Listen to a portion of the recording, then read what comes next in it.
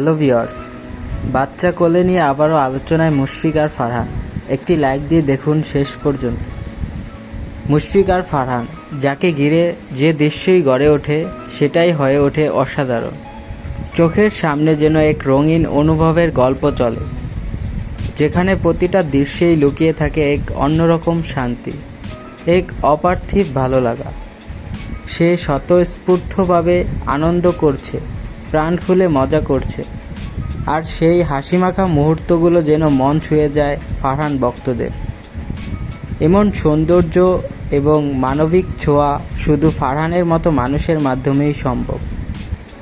নিজের ভিতরের বাচ্চাটাকে জাগ্রত করে বাচ্চাদের সাথে বাচ্চা হয়ে মিশে গিয়ে হয়ে ওঠেন তাদের হাসি, কান্না, খুশি, আবেগ, উত্তেজনা।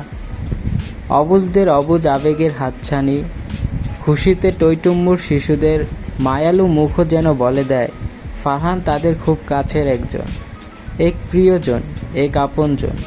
নিষ্পাপ প্রাণগুলো যখন তার প্রণয়ের ছোঁয়ায় আনন্দে মেতে ওঠে, আর বিপরীতে তিনি যখন তাদের খুশিতে এভাবে প্রাণ খুলে হাসেন, এই দুইয়ের কম্বিনেশন এক অদ্ভুত শান্তি।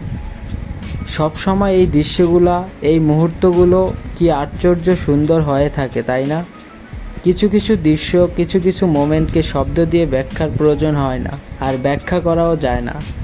তিনি নিজেই হয়ে ওঠেন তার এক বড় ব্যাখ্যা। তো ভিউয়ার্স, মুশফিক আর ফারহানের নাটকগুলোর আপডেট সবার আগে পেতে চ্যানেলটি সাবস্ক্রাইব করে সাথেই থাকুন। ধন্যবাদ।